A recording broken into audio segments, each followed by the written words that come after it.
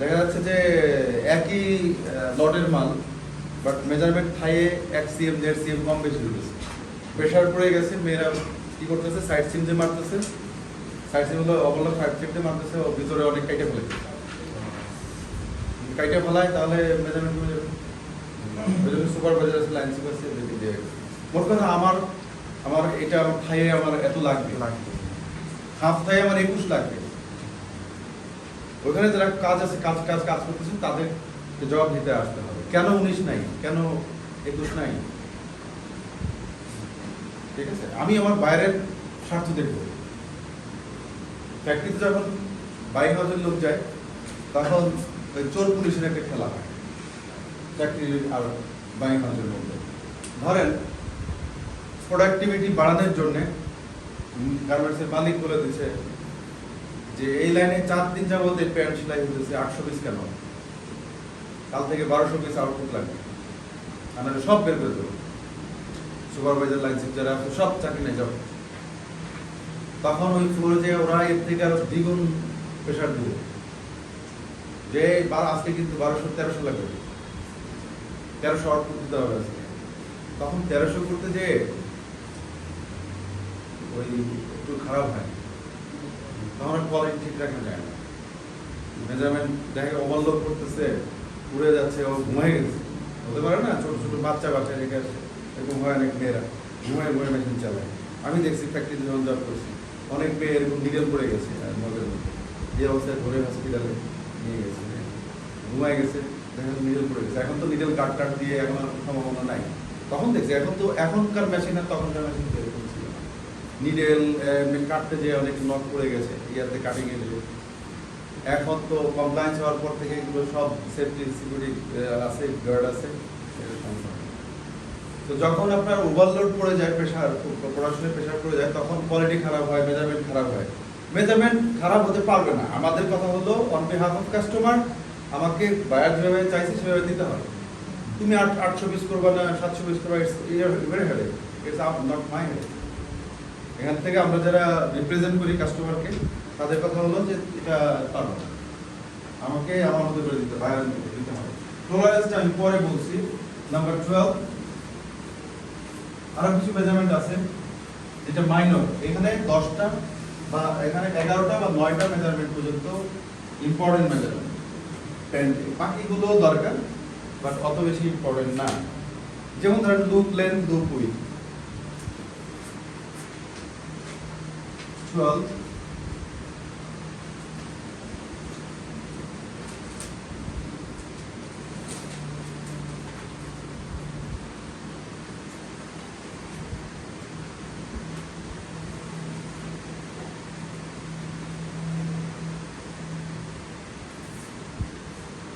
Loop length, loop with. Loop তো চিনেন সবাই, লুপের লেন্থ কত হবে, লুপের উইথ। সিম্পল একটা ব্যাপার, এর মধ্যে মার্কিং করবো, হ্যাঁ বুঝে যাবে। আচ্ছা এখানে করে দিই, ও আছে তো স্মল লেটার এ দিই, এ বি। তাহলে লুপের লেন্থ হলো এ থেকে বি, উইথ হচ্ছে C B, small letter.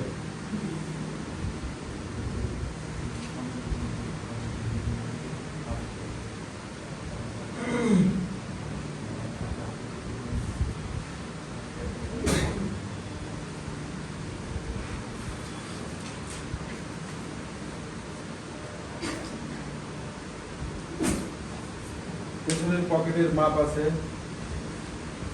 Back pocket length, back pocket with.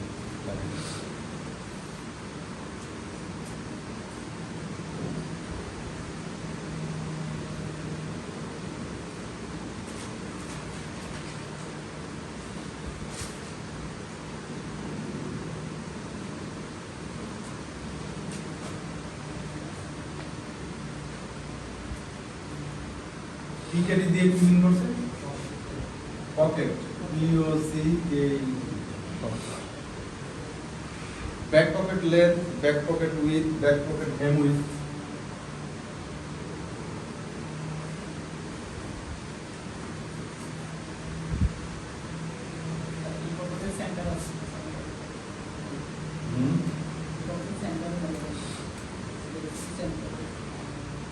এই টেকনিক্যাল আলোচনার মধ্যে দেবো এটা এটা এটা এটা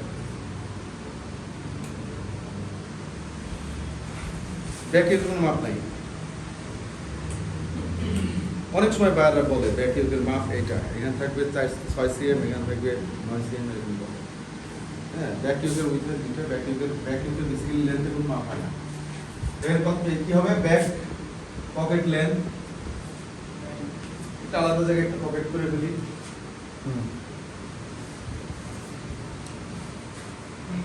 পকেটের লেন্থ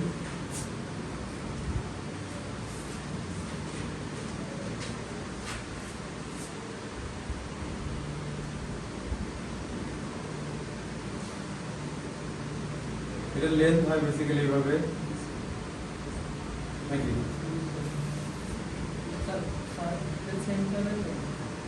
সেন্টারে হবে E F G H small লেটারে করেছি।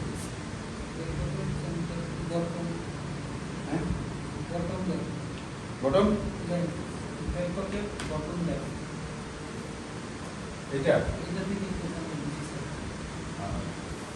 হ্যাঁ হতে পারে, এগুলো আমি টেকনিক্যাল আলোচনার মধ্যে নিতে চেয়েছিলাম। দেখেন ব্যাক পকেট বটম লেন্থ। অনেক বাইরে আছে ব্যাক পকেটের কোনো মাপ দিতে না, শুধু স্কেচ দেখে আমরা করে দিই। আচ্ছা, স্কেচ দেখে এটা ওই মাস্টার অ্যাজাম্পশন যে টেলার্সদের মতো অ্যাজাম্পশন করে ব্যাক পকেটের মাপ প্যাটার্ন মাস্টার যারা আছে স্যার এটা পুরো স্যার মানে আদর্শ কোনো মাপ আছে কি না স্যার? স্ট্যান্ডার্ড এক বাইরে এক স্ট্যান্ডার্ড নাই। বাইরের পকেট ছোট হইতে পারে, বড় হইতে পারে। স্যার ওটা যখন মানে বাইরে কোনো রিকোয়ারমেন্ট থাকবে না তখন কি এটার কোনো মানে তখন তো আমাদের ওই যে মাস্টার সাহেবরা আছে না, মাস্টার প্যাটার্ন ডিজাইনার যারা প্যাটার্ন মাস্টাররা ওরা জানে, ওরা একটা স্ট্যান্ডার্ড করে বসায় দেয়, ব্যাগটা থেকে কপি করে বসায় দেয়। হ্যাঁ, না অনেক সময় হয় কি দেখা যায় যে লুকস কেমন হয়েছে আপনার, লুকসের একটা ব্যাপার আছে না, দেখা যাচ্ছে পকেট এত বড় হয়ে গেছে যে এখানে চলে আসে। অনেকে প্যান্ট ওয়েস্ট বড় হয়ে গেলে ব্যাক রাইজ দিয়ে চাপায়, চাপানোর পরে দেখা গেল এই ব্যাক রাইজের সেলাইটা যদি পকেটের এখানে চলে আসে কেমন লাগে বলো? হয় না? এটা একটা স্ট্যান্ডার্ড প্লেস। তো ব্যাক পকেটের লেন্থ কত ধরবো? ইএফ, হ্যাঁ, ব্যাক পকেট লেন্থ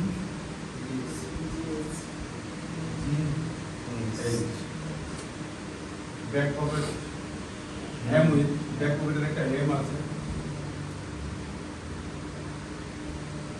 জে দিয়ে স্মল ই থেকে J. Back pocket bottom width pocket folder করে কে এল, হ্যাঁ K L pocket pocket folder folder pocket folder করে কোনটা? না না না না,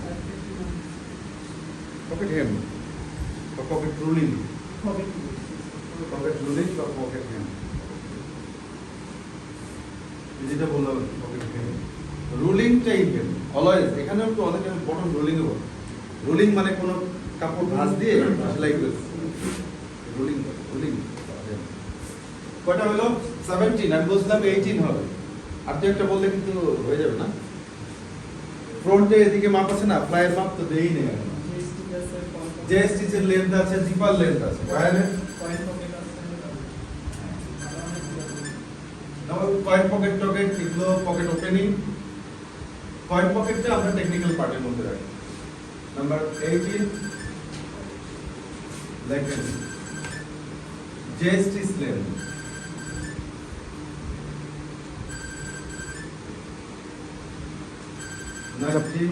আচ্ছা, পকেটের যে হেমের যে ইয়েটা মেজারমেন্টটা ওইটা লাগে না পকেটের হেম?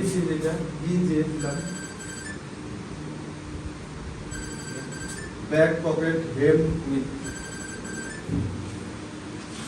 না, ওইটা তো ওইটা এই যে এটা না এটা ওই যে টেকনিক্যাল পার্টে আচ্ছা। ব্যাকপ্যাকে মেনশন করা থাকে মার্ক করা থাকে এখান থেকে এতটুকু ভাবে মেজারমেন্ট চার্টে থাকে না সব। অনেক কিছু মেজারমেন্ট চার্টে থাকে না মেজারমেন্ট চার্ট আপনাদেরকে দিয়ে দিচ্ছি এগুলো যা আছে সব প্রফেশনাল মেজারমেন্ট চার্ট হ্যাঁ ব্যাকপ্যাকে দেখুন 19 দেওয়া আছে জ্যাকেটে অনেক আছে এগুলো কিন্তু আমাদের বায়ারদের যেগুলো বলে দিচ্ছি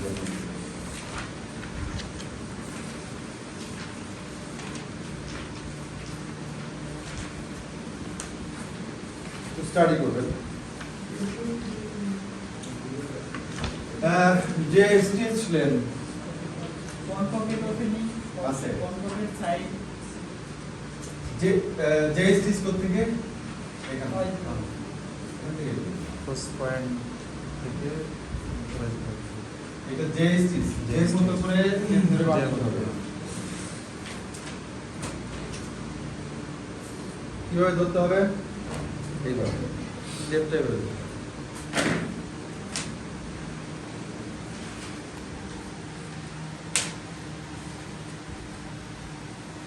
খেয়াল করেন যে তো একটু বাঁকা নাকি হ্যাঁ বাঁকা করে ধরতে হবে যে স্টিচ লেন্থ এখন জিপার লেন্থ আছে না জিপার লেন্থ হলো আমরা এই যে স্টিচের উপর একটা বারটেক থাকে এই বারটেক পর্যন্ত এটা হলো জিপার লেন্থ অথবা আপনি খুলে মাপ দিতে পারবেন এটা হবে না দুটো মাপ একসাথে কথা বলতেছি দুটো মাপ জিপারের মাপ বেসিক্যালি দেখেন জিপারের এন্ডিং কোথায় এখানে একটা বারটেক আছে এই যে ঘন সেলাই এই সেলাইটার নাম হলো বারটেক প্যান্টের মধ্যে এটা একটু নোট দিয়ে লেখেন এটা ভালো হবে যেমন ধরেন এখানে পকেট কর্নারে এরকম একটা ঘন সেলাই থাকে দেখছেন না এই জায়গাগুলো এখানে একটা ঘন সেলাই থাকে এইখানে একটা ঘন সেলাই থাকে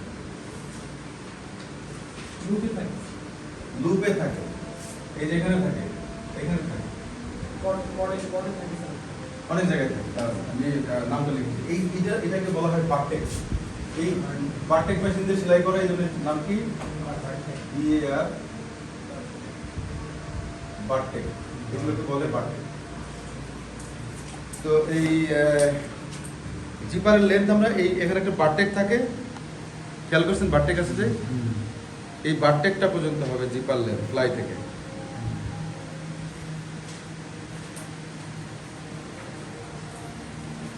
তো যে স্টিচ যদি মার্ক করি কি হবে স্মল লেটার এম দেই এখানে একটা এন দেই খেয়াল করেন এম থেকে এন তো যে স্টিচ দেই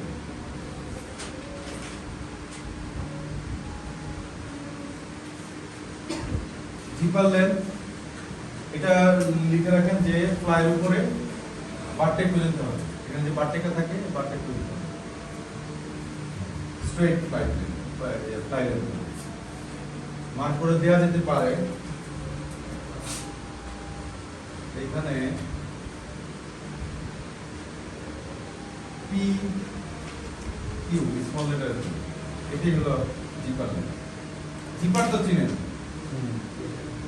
জিপারের লেন্থটা কেমন হবে ফ্রন্ট পকেট ওপেনিং দেখেন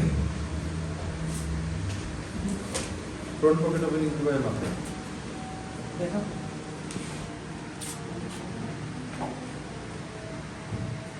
মানে আরো সুন্দর করে বসে জিপার লাগেন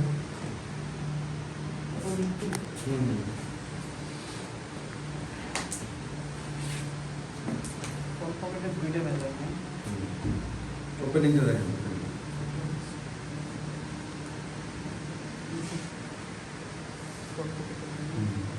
কোন পকেট সাইড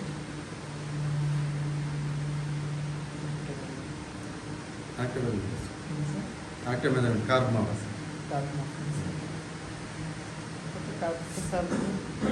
ওইটা মাপাই তো কঠিন এটা টিপে এটা দরকার কেন যে মাপটা আপনি দিলেন না এই যে এখন যেটা দিলেন আমরা তো প্যান্টের পকেটে হাত দিয়ে ইউজ টু না সবাই লেডিস প্যান্টের ওপেনিং পকেটে কিন্তু আমরা হাত দিতে পারি লেডিস প্যান্ট আছে এখানে এই যে দেখেন কিডসের প্যান্ট এটা বয়েজের প্যান্ট, সরি এটা তো আবার সাইডের পকেট হবে, এদের পকেটগুলো ছোট থাকে। মেন্সের হাতগুলো কি এই চড়া থাকে, চড়া কিনা? মেয়েদের হাতের এই ইয়েটা কি কম না? এই জন্যে মেয়েদের প্যান্টের, লেডিস প্যান্টের এই ওপেনিংটা কম থাকে। ধরেন এটা এইভাবে আছে, লেডিসটা থাকতো এইভাবে ছোট। এই জন্য এই ওপেনিংটা গুরুত্ব হলো এখান থেকে এটা কতটুকু মাপ আছে, কতটুকু মাপ আছে, এইটা আমরা টেকনিক্যাল পার্টে দেখাই, বাট ওপেনিংটা আমরা মেজারমেন্ট চার্টে দেখাই। এটা ওপেনিং, ওপেনিং যদি আমার হাত না ঢোকে তাহলে তো হ্যাঁ, দেখা গেল যে মেন্সের প্যান্ট হাত ঢুকছে না, আবার এমন হলো যে বেশি বড় হয়ে গেছে, এটার শেপ এখন বড় হয়ে গেছে, মোবাইল বড় হওয়ার কারণে না।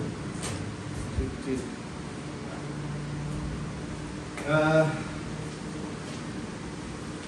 দেখেন front pocket opening,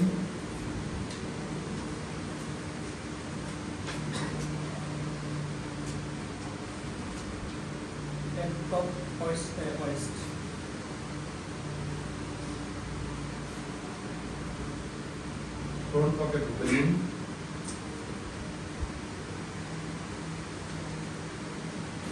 top plus waist.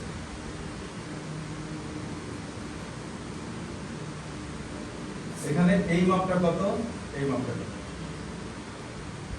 কারণ এখান থেকে যদি দেই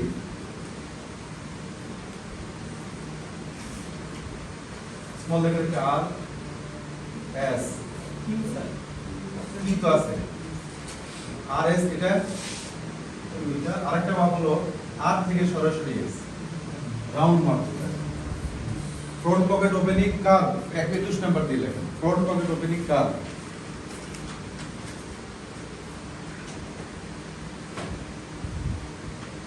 For pocket opening at side seam, let's say at first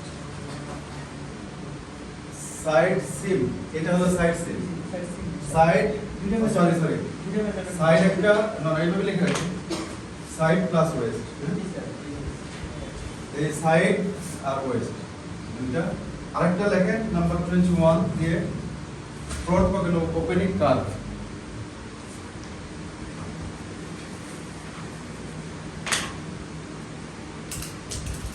front লেখাই আছে, front pocket opening curve, CURV। এই কার্ভটা হবে আর থেকে এস পর্যন্ত।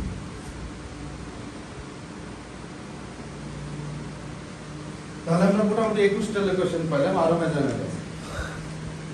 বলছিলাম যে মিনিমাম 18টা 20টা মেজারমেন্ট লাগবে। হ্যাঁ, তো একদিনে মেজারমেন্ট শেখা সম্ভব নয়, আমরা শিখতে পারি না, সময় লাগছে। আপনি এর আগে কোনো কোর্স করছেন? তাহলে এই যে মেজারমেন্ট শিখছেন যে কতদিন সময় লাগছে মোটামুটি বুঝতে বুঝতে? স্যার আপনি এক বছর আমি মেজারমেন্ট করে মাল পাঠাইছি স্যার, ইন্সপেকশন পাস করে। হ্যাঁ, 1 বছর লাগছে। বলছেন কতদিন লাগছে পুরোপুরি মেজারমেন্ট আসতে? প্র্যাকটিক্যাল কিছু স্যার 1 মাস। এখন ওই সুযোগ না পাইলে 1 মাস না 1 বছরও। হ্যাঁ কিছু না স্যার, মার্সেন্টাইজার সিনিয়র মার্সেন্টাইজার মানে আমাদের অফিসে আইসা মিসিরা আমাদের বন্ধ। সুযোগ না পেলে তো 1 বছরের সম্ভব না। তো একটা প্যান্টের মধ্যে কতগুলো মেজারমেন্ট আছে? মিনিমাম 18-20টা, এভাবে বলতে হবে। এর মধ্যে মেজর কয়টা? 10-12টার মতো মেজর আছে। এই কোশ্চেনগুলো আপনারা ফেস করতে পারেন।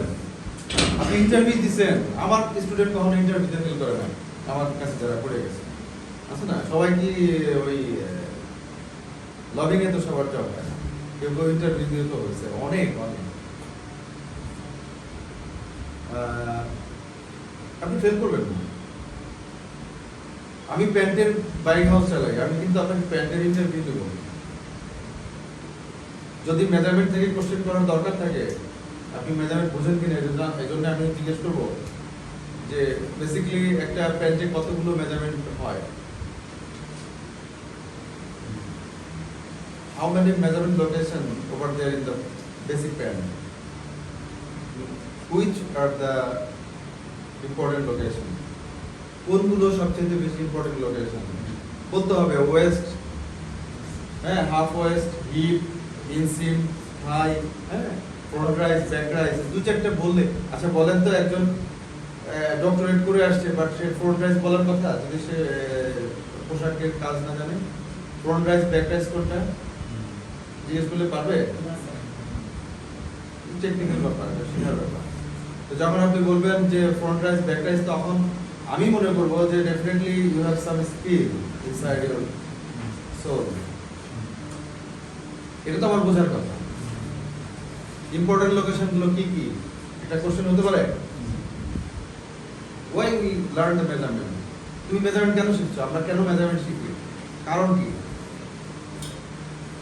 কারণ কনজাম্পশন করতে হবে, কাপড় বের করতে, how to find the consumption. Before finding the consumption definitely we have to learn the specific measurement of significant garments. তো গার্মেন্টস থেকে আমাকে মেজারমেন্ট শিখতে হবে যদি আমি কনজাম্পশন বের করতে চাই। এগুলো কিন্তু কোশ্চেন মাথায় রাখতে হবে। যা যা আলোচনা করি এগুলো আপনার এরকম কোশ্চেনের সম্মুখীন আপনাদের হতে হবে যদি ইন্টারভিউর জন্য নিজেকে তৈরি করতে চান। ঠিক আছে? মেজারমেন্ট জানেন না, আপনি মার্চেন্ডাইজারের কাজ না কিন্তু মেজারমেন্ট করা বেসিক্যালি। বাট মেজারমেন্ট জানেন না, এটা আপনার জন্য অনেক বড় একটা অপারগতা, ফেলিউর। ওই যে বললো যে সিনিয়র মার্চেন্ডাইজার মেজারমেন্ট জানে না, কিউসি জানে না। তো সিনিয়র মার্চেন্ডাইজার বলবে যে ওয়াই সোয়ার, আমি কেন কিউসির কাজ করব?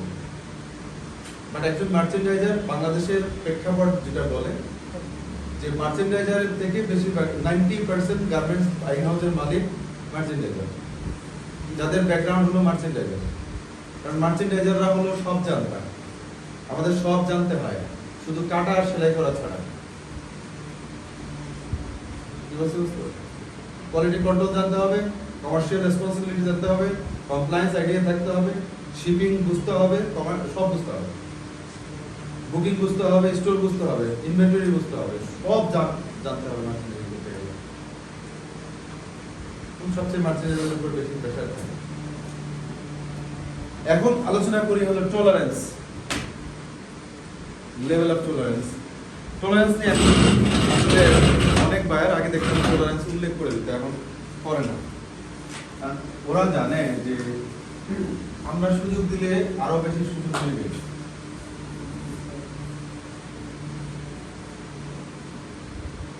টলারেন্সের জন্য আমার নিজস্ব একটা কনসেপ্ট আছে, এটা আমি শেয়ার করব। এটা কোনো বই পুস্তকে নাই, আমি আমার অভিজ্ঞতা থেকে। আমার জীবনের বড় একটা অংশ মার্চেন্ডাইজিং এ জব করছি, বাট মার্চেন্ডাইজিং এ চাকরি করা অবস্থায় আমি ফাইনাল ইন্সপেকশন করছি thousands of final inspection. Tchibo, Primark, বড় বড় বায়ার, টেস্কো।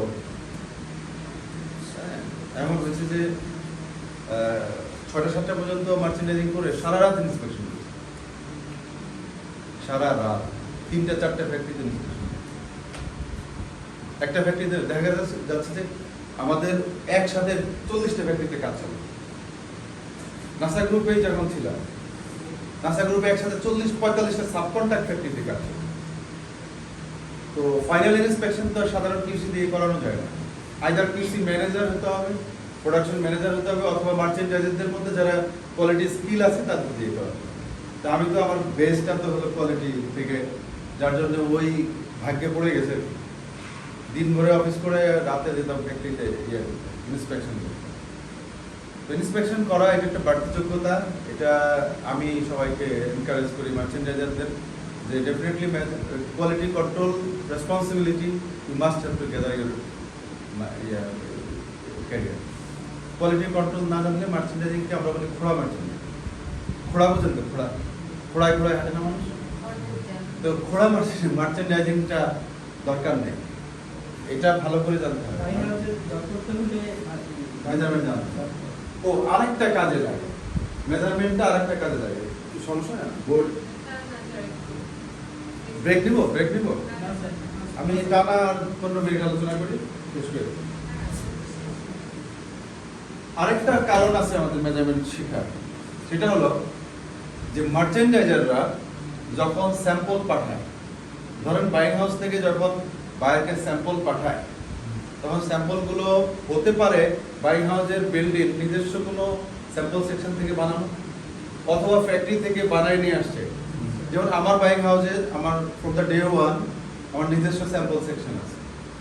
হ্যাঁ, এটা আমি আমার সেফটির জন্য আমি করে রাখছি যে অন্যের উপর ভরসা করে লাভ নেই।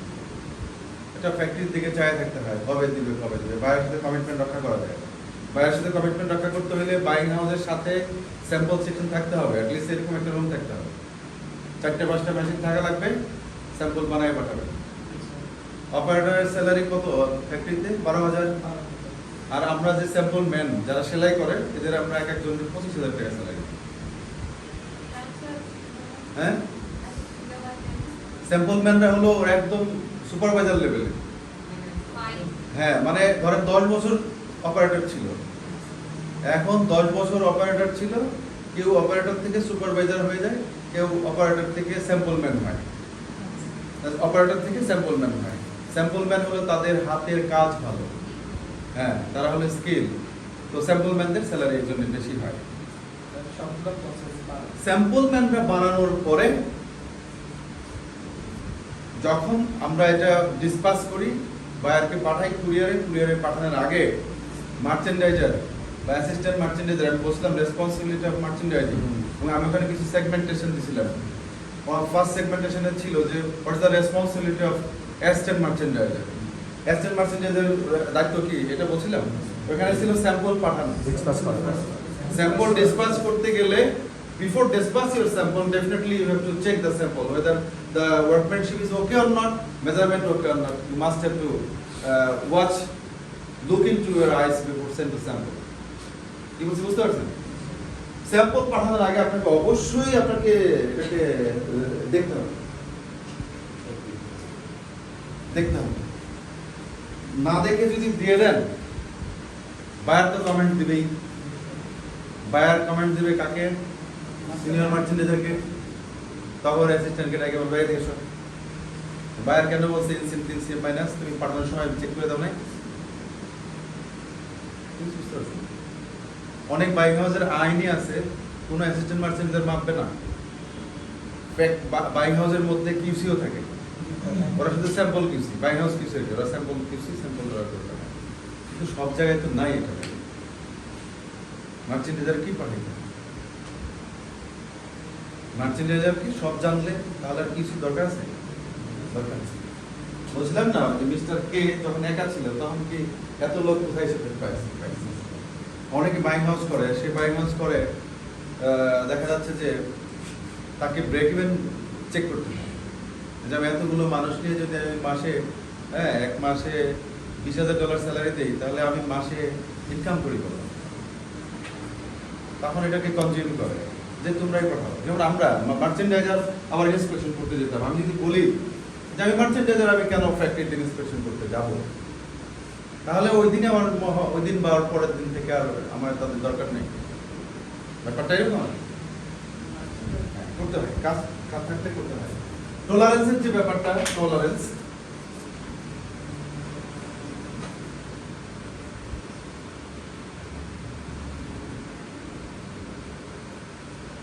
বা কতটুকু টলারেবল,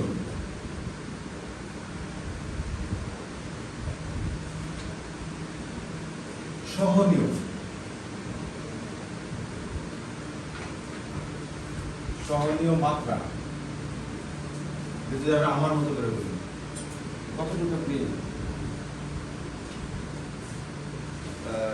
টলারেট করতে হবে, সহনীয় পর্যায়ে কত। এখানে বিগ লোকেশনের ক্ষেত্রে, ভাইটাল লোকেশনের ক্ষেত্রে এটা প্রায়োরিটি আছে। যেমন ধরেন আমি বলছিলাম যে আমার নিজের কিছু আছে আইডিয়া বা আমার নিজের কনসেপ্টটা আপনাদের সাথে শেয়ার করি যে বিগ লোকেশনের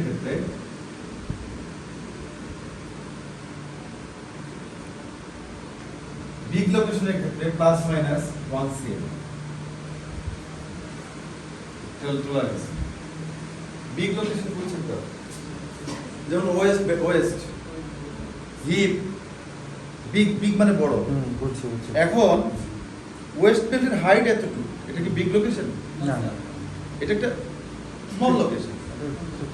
স্মল লোকেশনের ক্ষেত্রে যদি আপনি এক্সিএম টলারেট করেন, এখানে বায়ার বোধহয় 4 হয়ে গেছে 3, আপনি বলবেন বায়ার তো এক্সিএম টলারেট করছে, এটা কেমন হবে বলেন? বিগ লোকেশন বলতে যেমন inseam, side seam, front rise, back rise, hip, waist belt, এরকম 4-5টা মাপ আছে, এগুলো হলো বিগ লোকেশন। বিগ লোকেশনের ক্ষেত্রে ±1 সিএম, মানে এটা বায়ার টলারেট করে। বায়ার যখন 1 সিএম দেয় তখন আমাদের কি, আমাদের মাস্টার বা প্যাটার্ন পিএম যারা থাকে এরা আরো হাফ সিএম ধরে নেয় মনে মনে। এই মনে মনেটা আপনারা ধরবেন না, এটা আমি দেখাই দিলাম। যখন 1 সিএম তখন 1.5 সিএম এলাও, কি হচ্ছে বুঝতে পারছেন? কিন্তু এর বেশি যেন না হয়।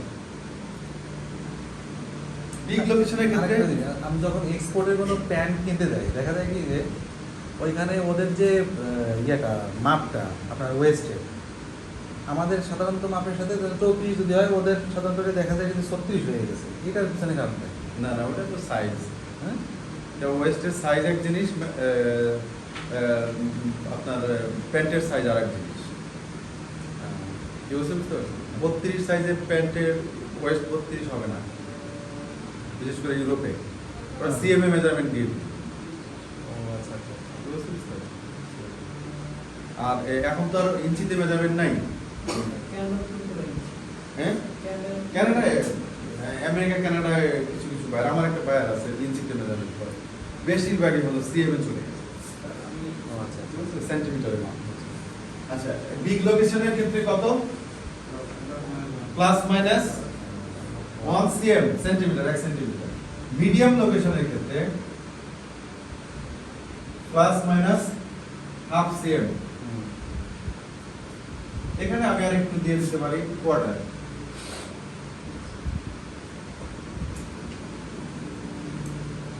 বাইরে কিছু ভেরিয়েশন থাকে, যেমন ওয়েস্ট বেল্টে তো -3 +3 ওয়েস্ট বেল্টে মাইনাস, ওটা হচ্ছে যে না না না, +1 সিএম প্লাস মাইনাস গুলো এগুলো আমরা জাপান ছাড়া অন্য কোনো দেশে ব্যবহার করি। আর স্মল লোকেশন গুলো আছে, স্মল লোকেশনে আপনার ±0.1 মিলিয়ন, 1 মিলি, 0.01, 1 মিলি না সিএম?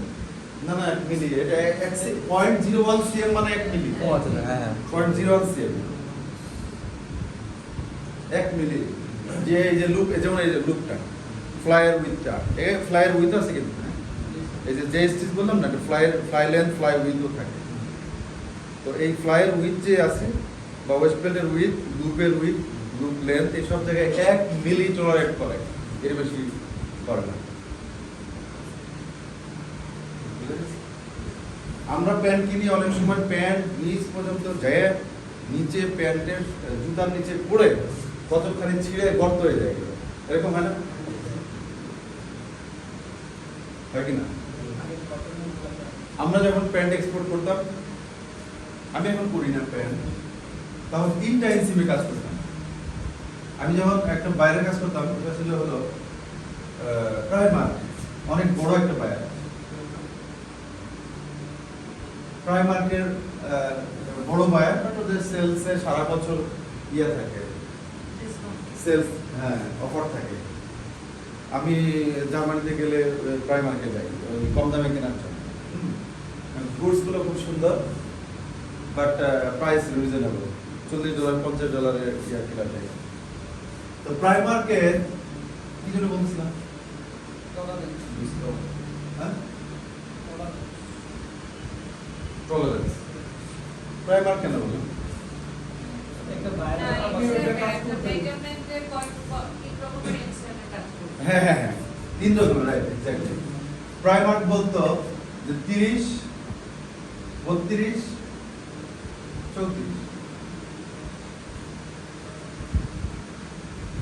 ইঞ্চি, মানে ওই দেশের সব মানুষ তো লম্বা না, বুঝতে পারছেন?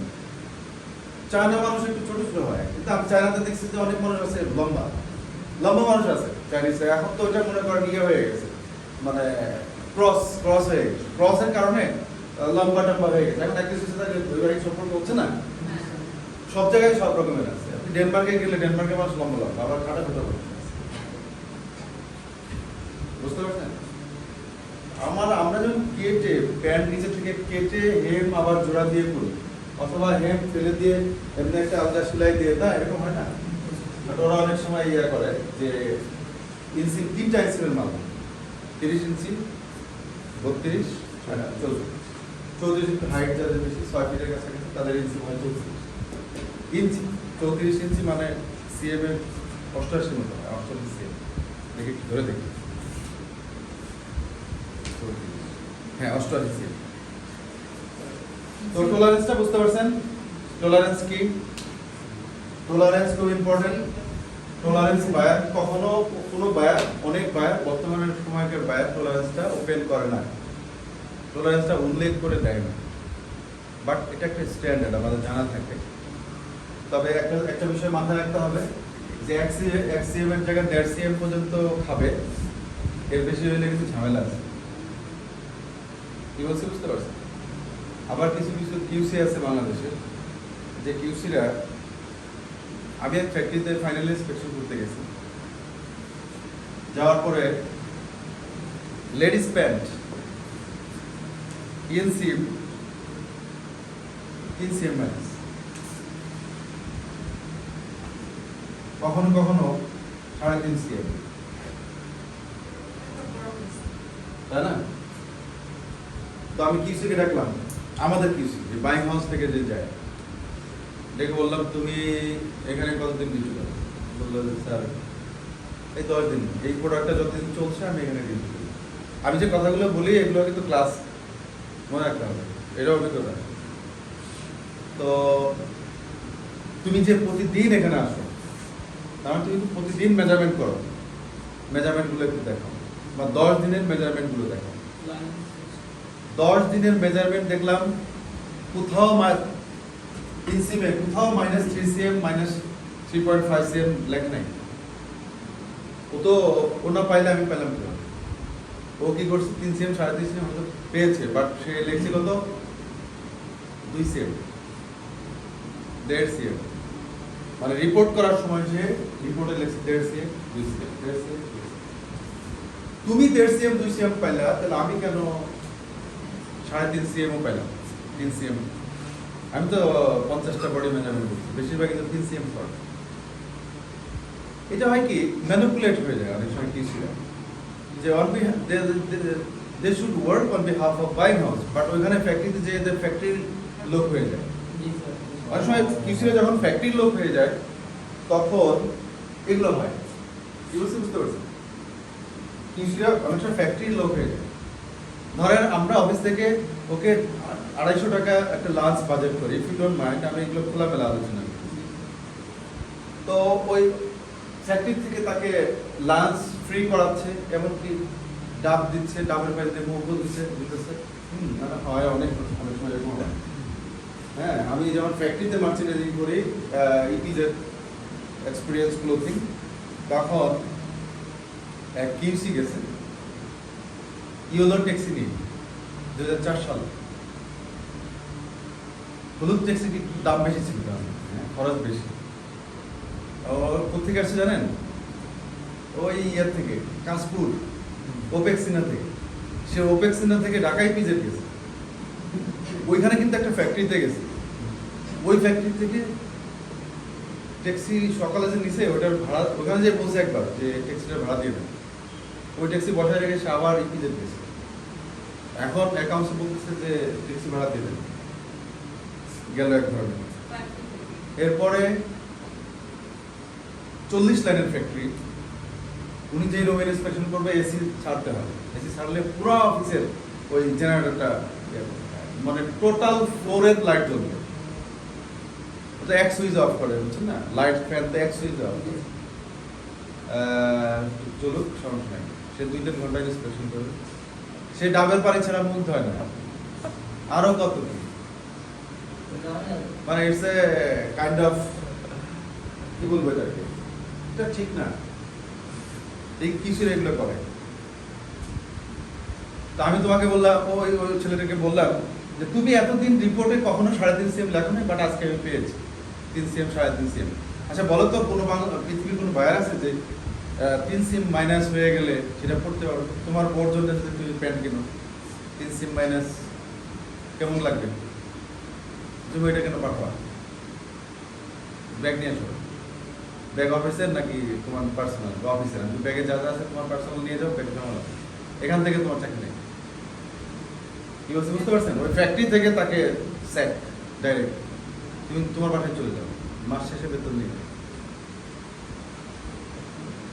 বোঝা গেছে? ক্যারিয়ারে কোনোদিন ফাঁকি দেওয়া যাবে না। কেউ কোনোদিন কাউকে ফাঁকি দিয়ে ঠকাতে পারে না। যদি কেউ ফাঁকিবাজি করে সে নিজের সাথে করে, এটা মাথায় রাখবে। যদি কাউকে ফাঁকি দেওয়ার জন্য কেউ ইন্টেনশনালি এই কাজটা করে, তখন ধরে নিতে হবে আমি আমার সাথে করতেছি। এটা মাথায় রাখতে হবে। তো আমরা আজকে প্যান্টের মধ্যেই থাকি। আমি আরেকটু রিক্যাপ করি টোটাল আলোচনাটা, যে আমরা কি কি দেখলাম। কোনো বই খাতার ভিতরে যাওয়ার দরকার নেই, আমার হাতের দিক থাকে না। এটা ওয়েস্ট বেল্ট। ওয়েস্ট বেল্ট মাপার সময় আমরা বডি টেবিলের মধ্যে ফ্ল্যাট করে মাপবো, কখনোই এইভাবে ঘুরায় ঘুরায় মাপবো না, ঠিক আছে? আর নিজের দিকে বডি নিয়ে মাপতে হবে এইভাবে। এটা half West.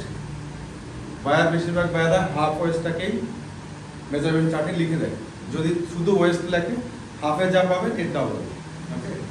হিপের location, basic location হলো ক্রস পয়েন্ট পর্যন্ত। অনেক সময় বায়াররা বলে দিতে পারে যে হিপের মাপ হচ্ছে এত সিএম নিচে, তখন অত সিএম নিচে এসে মাপ দিতে হবে। হিপের মাপ, থায়ের মাপ ইন জেনারেল ক্রস পয়েন্ট থেকে 2 সিএম নিচে এসে একটু কার্ভ মাপ দিতে হবে। ফ্রন্ট যে যেরকম কার্ভ থাকে, ফ্রন্ট রাইজ ক্রস পয়েন্ট থেকে ইনক্লুডিং যদি হয় তখন ক্রস পয়েন্ট থেকে ওয়েস্ট বেল্টের টপ পর্যন্ত মাপতে হবে। এটা হলো ফ্রন্ট রাইজ। যদি এক্সক্লুডিং হয়, যে ফ্রন্ট রাইজ এক্সক্লুডিং, তখন ওয়েস্ট বেল্টের নিচ থেকে এই মাপটা হলো ফ্রন্ট রাইজ এক্সক্লুডিং, ঠিক আছে? Same back rise cross point থেকে ইনক্লুডিং, ক্রস পয়েন্ট থেকে এক্সক্লুডিং। এটা হচ্ছে ইনসিম, ক্রস পয়েন্ট থেকে এটা ইনসিম। ইনসিমটাকে হাফ করলে কি হয়? নি এখানে যে লোকেশনটা আমরা পাই, একটা ভাঁজ দেবো, এখানে কোনো দাগ টাগ দেবেন না। ভাঁজ দিয়ে ভাঁজের উপর দিয়ে মাপবেন। এইটা হলো নি, হাফ নি। হাফ নিকে আপনি ইন্টু 2 করলে নি হয়ে গেল। নি মানে কি? হাঁটু। আচ্ছা, এরপরে এটা হলো বটম ওপেনিং বা লেগ ওপেনিং। এটা হেম উইথ বা bottom ruling width, hem width প্রস্থ। হ্যাঁ, তারপর কি আছে? Side seam length. এটা pocket opening, waist pocket opening, side seam, side. এটা পকেট ওপেনিং কার, এটা জেস্টিস লেন্থ অথবা এটা ফ্লাই লেন্থ বলতে পারেন, জিপার লেন্থ বারটেক পর্যন্ত।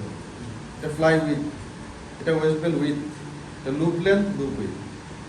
Back pocket length, back pocket with, lower back pocket with, ঠিক আছে? হিপের মাপটা হবে না? ইউকের মাপ দরকার নেই, ইউকের মাপ লাগে না। কারণ যখন আপনি কয়েকটা পার্ট বসাবেন, ওইখানে পার্টটা কতটুকু হবে আলটিমেটলি এটা চলে ফিক্স আসছে। হবে। Back rise hip, back rise hip যদি থাকে, ইউক কত হবে? অটো। সাইড সিমের মতো আর কি। হ্যাঁ, সাইড সিমের মতো। সাইড সিমটা যেমন থাকে না, ওরকম ইউকের মাপটাও বেসিক্যালি স্ট্যান্ডার্ড না। এটা কেউ দিতে পারে যারা সুপার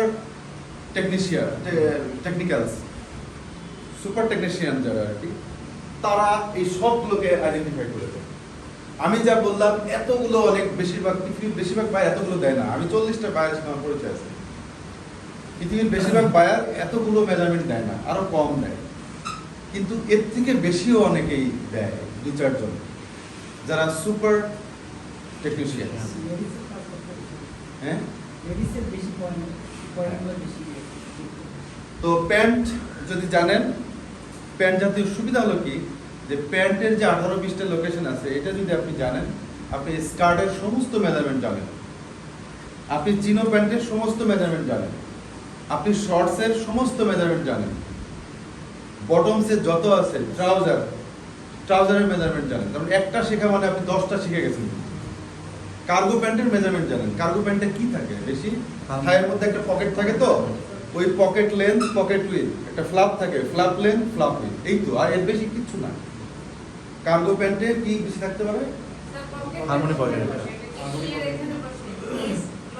লোকেশন ক্লিয়ার, লোকেশনটা টেক প্যাকের মধ্যে দেওয়া থাকে, টেক প্যাকে মার্ক করা থাকে যে ওয়েস্ট বেল্ট থেকে এত সেন্টিমিটার নিচে এখানে পকেটটা বসবে।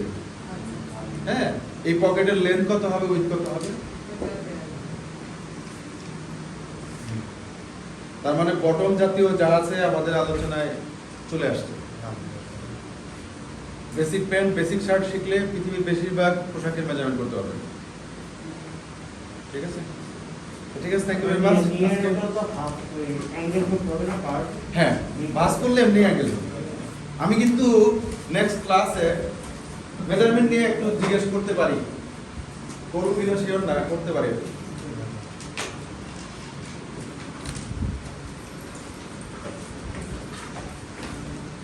ঠিক আছে, থ্যাংক ইউ।